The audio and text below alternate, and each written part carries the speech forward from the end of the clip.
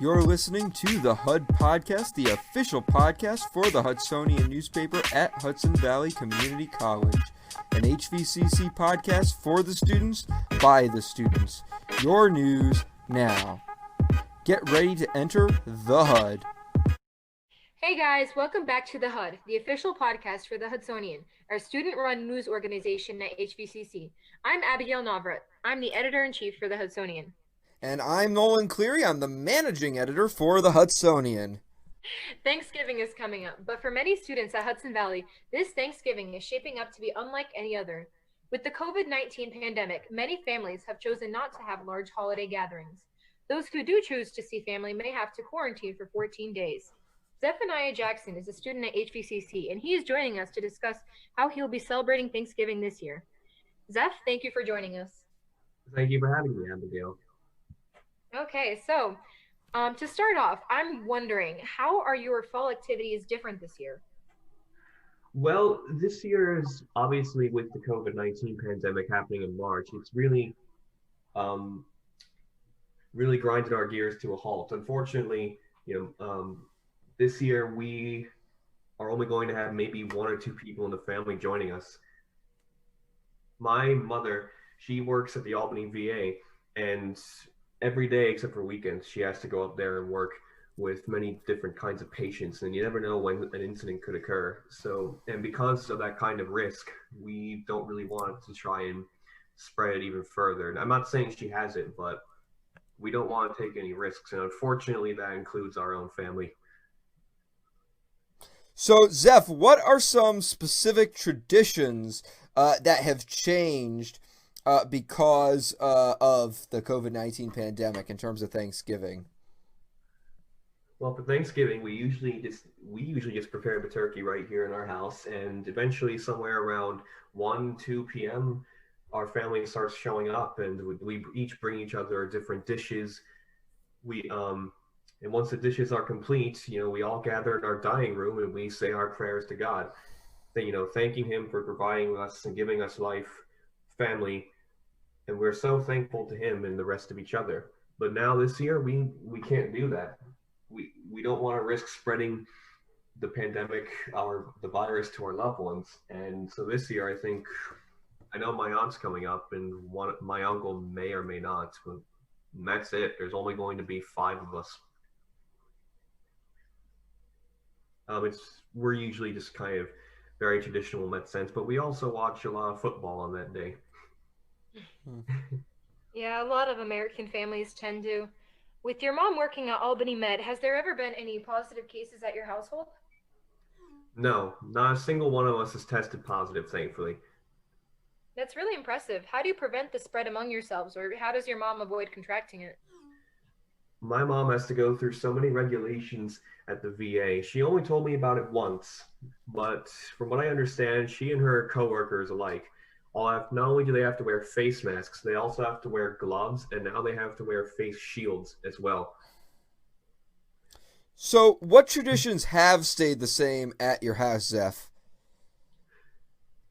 What have stayed the same? Well, quite to put it simply, just being thankful to God, thankful to our family. And we still try the best we can to see each other, whether it be online or in person. Of course, we keep our distance from each other, but we do what we can. Like this year, we're still planning on having a Thanksgiving dinner, albeit on a much smaller scale. We're not going to have a whole turkey, unfortunately. But that's pretty much it. We're doing what we can to the best of our ability. So tell us about your family, your parents, your siblings. How many people do you have at your household on a regular Thanksgiving as opposed to now? Well, right now, I don't have any siblings. I'm an only child. There's just me and my parents just sitting here in the house. And let's see here, my father is the youngest of 9 and my mother's the youngest of 10. And usually that means on Thanksgiving, we have very large gatherings. We usually have to bring up a couple tables and multiple chairs. But now, like under the age of COVID, I think only 1 or 2 people is going to be joining. That's it. We have either on my mom's side of family, we have my Uncle Peter, who's living all the way out in California, my Uncle Victor, who I'm pretty sure is in New Zealand right now with his family. and many people on my father's side, they're just trying to stay home. I know I have aunts, uncles, and cousins living down Pine Plains, very beautiful town, but because of the pandemic, they're trying to shield themselves what's going on. I know one thing I would love to do is to see my grandfather. I haven't been able to in weeks because of work, but usually I go down and say hi to him every now and then. What are some new traditions you're hoping to accomplish this year, Zeph? Um, that's a good question. New traditions, I don't really know, to be honest. I think COVID's just simply made it very difficult to be with family. Really, to think it's just I can't really think of anything on that. I'll be honest. Have you considered how technology might factor in? There's been Zoom parties. Have you guys considered having anything like that at your Thanksgiving? I haven't talked about it necessarily with my parents yet, but I think they might have. I know that many people in my family have Facebook. I don't, neither do my parents, and to be honest, I don't plan on using Facebook. Um, I don't know if everyone has Zoom. I know my father teaches over at Shaker High School. He uses Google Meets when talking to his students. I don't know if we're going to use Zoom. I know I haven't talked to any of my aunts and uncles about it. Some of them don't really use that much technology, so it's unclear at the moment, but I think I might go talk to them more about it. Okay, are you disappointed that it might not be an option to meet up with everyone? Greatly, because it's just so good seeing everyone at this time of year, because I love them all. Well, I love so many of them, and they're so kind, not only to me, but they're kind to each other, even though sometimes we do our best not to bring up politics at the dinner table, but sometimes it gets a little out of hand. So I know a lot of people tend to watch the Macy's Thanksgiving Day Parade. Do you ever do that, and do you have plans to do that this year? We've done it before. I don't watch it too much because it's just a giant parade with a bunch of balloons. um, I get why people throw the parade. It's to have fun, to be thankful for each other, and I don't know if are they still doing it this year? Because if they are, I might take a look at it. Yeah. De Blasio, Mayor Bill de Blasio of New York City has announced that the Macy's Thanksgiving Day Parade will be going on in a different capacity this year. Okay, um, I might, as long as it doesn't get out of hand. I know that the reason why we haven't watched it much is because not many of us actually pay attention to it. Either that, or some people complain if they just wanted to watch the game. So with Thanksgiving being changed by COVID, and you're not going to be able to have your large family gathering that you would typically have, are you hoping that there's going to be changes in time for Christmas, or do you not have that expectation? Well, that's a that is a big can of worms you just opened there. I don't think we are going to have that much time to develop something for COVID in that such a short of time period. I know we just had this pretty controversial election just the past week, and I don't know if within just the next few weeks or months that we're going to have some kind of vaccine or cure for this thing. Christmas, I'm hoping everything will be less gloomy. I hope everything will be more hopeful. After all, Christmas is, as they say, the happiest time of the year. It's the least amount of bickering I've ever seen for not only my family but for everyone. And let's just say I'm optimistic, but at the same time pessimistic. Uh, I want to follow up on Abigail's question about Christmas. I know there's been some talk lately that there could potentially be another shutdown in the state of New York. Obviously, recently Governor Cuomo enacted new restrictions on restaurants, bars, and gyms. If there is another shutdown around the time of Christmas, how do you think? What traditions do you think could change because of Christmas if there's another lockdown for you? Everything. When I put it simply, if there's a second lockdown, one, we're not. It might be next to impossible to have actual family come over because stay away, 6 feet away. You have to stay in your homes until further notice. Might be exaggerating it a bit there, but again, we love having family on Christmas. Beautiful time of the year. I think the biggest problem really would be gifts. I don't mean receiving gifts. I mean giving them. To friends, to family. I think you never know what could happen. Let's say you try buying. I don't know. I try buying my cousin something that she really wants. Okay, there's a lockdown. How am I going to get it? Do I have to order it online? How long do I have to wait for it to ship? How long do they have to go through a COVID examination? What if I try buying it in store? Sorry, you can't go in because the business is shut down indefinitely until the lockdown's lifted. I think that's what really is going to create the most amount of trouble is not just because I know the least important thing about Christmas is the presents, but really when you're just trying to be nice and courteous to your family, be with them, that's probably going to be the most difficult part if we enter a second lockdown. With Black Friday coming up, do you have any plans for Black Friday shopping? Are you going to be ordering online or in stores, or is that something that you tend to avoid? I tend to avoid Black Friday. I have seen and heard some pretty horrific stories about what can go on.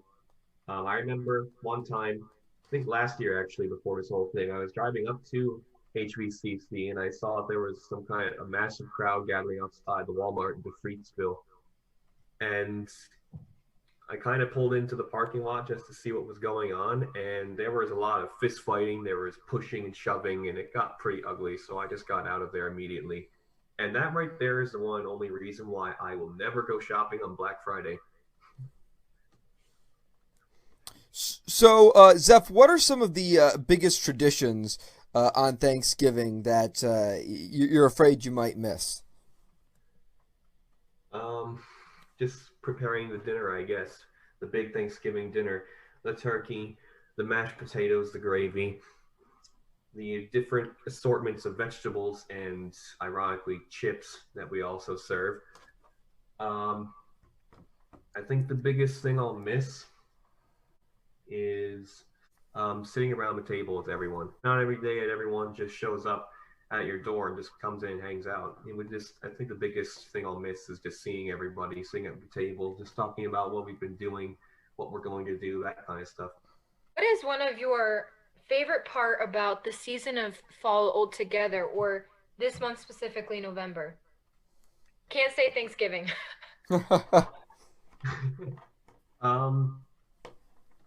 I'd say the transition, the slow but steady transition into winter. I really love the cool temperature, and right now, even though everything kind of looks a little dry, the colorful trees, the very cool air, I just really like the tone of it, really. But then my favorite part is when we finally get into winter, because winter is my favorite season. Zeph, what about winter is your favorite season? Most people tend to associate winter with Christmas, and well, why wouldn't you? But my favorite part about winter is just I love snow. I think it's very beautiful, and when you just see it laying down in a giant empty field, just watch it slowly breeze in the wind is something very calming, and I love looking at it. Am I going to sit there for hours? Not necessarily, but it is something I look at for a few minutes, and I just find it very satisfying to look at. Not only that, but I think just the whole wintry landscape, just seeing all this snow, seeing like my dog who loves the snow so much, just watching him play around in it, and just a very cold air. I just find it very soothing. Not only that, but a lot of the winter-like music, I guess you could say, is just something I'm very passionate about. With how many disappointments you're facing with Thanksgiving family gathering not being possible anymore, how are you staying positive? What's keeping you going? Are we talking specifically right now or throughout this entire pandemic? Yes, but also in terms of Thanksgiving, with you not being able to meet with your family. Well, I guess the thing that keeps me positive really is just knowing that they're all safe and that nothing major has happened. The one time I did get worried is when my cousin Cora, who lives in an apartment down in New York, I know a few months ago she tested positive, but thankfully she recovered quickly. Um, I think that knowing that they're safe, and even now I still seem to find things to do. Like right now, I'm sitting in my music room surrounded by all my instruments, and every now and then I'll just come in here, grab my guitar, and just play a little tune. Whether it's from stuff I like Radiohead, Dinosaur Jr., or trying to learn something new, like The Police. I'm trying to learn Wrapped Around Your Finger right now. I absolutely love that song. That being family and just having fun in our basement. What's in our basement? A giant PA system, some CDs, and lots of guitar pedals and amps. So pretty much knowing my family is safe and lots of music. So, I bet your family must love making you play music at Thanksgiving. Ironically, I haven't done it a single time. I only picked it up recently. Oh, okay. Is that like a COVID hobby or no? I've been playing the guitar for a year and a half now, so I've been doing this before COVID. It's just that when COVID hit, that's when I really kind of started getting into it, and that's when I really started to learn different chords and started playing different songs. Zeph, one thing I wanted to ask you was, in the past, have you ever had any travel plans for Thanksgiving? And if so, how has that changed this year? My family and I don't really travel much during Thanksgiving. Usually everyone just comes up to our house from down south or out east. Um, I've never really traveled anywhere during Thanksgiving, and personally, I don't really. I can understand like if you have family that's like say in the Midwest or on the West Coast, that I can understand. But most of my family's right here in either New York or neighboring states like Massachusetts and Connecticut. It doesn't really change much for me. So with how many frustrating things have happened during the past few months, we touched on what has been keeping you positive, but now with Thanksgiving coming up, when we close, I'd like to ask you, what are you thankful for this Thanksgiving? I'm thankful that everyone is still safe and that even during these trying times, people can still manage to be positive. I know that there are many things that many people who have been less fortunate. I know some people, some family members, even them themselves have tested positive. I know that there are many business owners who have shut down their businesses, who have lost money, lost jobs. I want to make sure that they're still staying positive somehow. I can understand that, and I'm still thankful. I guess everyone is still, in a way, sense, trying to get by in life, even with this. Like, sorry, I'm kind of struggling with this one. Like over in my town's hardware store where I work as a cashier, I'm thankful that there are people who are still trying to stay safe. I see them coming with hand sanitizer, wearing masks, trying to stay away from each other. At least even then, we have our store open for people who wear masks, and they still abide by not only the New York law but our own store laws. I'm just happy that people are just so taking this so seriously, making sure that we protect each other, complete strangers. And that just makes me really happy. All right, that about wraps up this week's episode. Zephaniah, thank you again for joining us. Again, thanks for having me, Nolan. All You right, too, Abby. and thank you for joining me as well, Abigail. No problem, Nolan. It was a pleasure to be here. All right. Well, make sure to tune in next week when we talk to a member of the Hudson Valley Moratory Science Club about what they're doing during the time of COVID.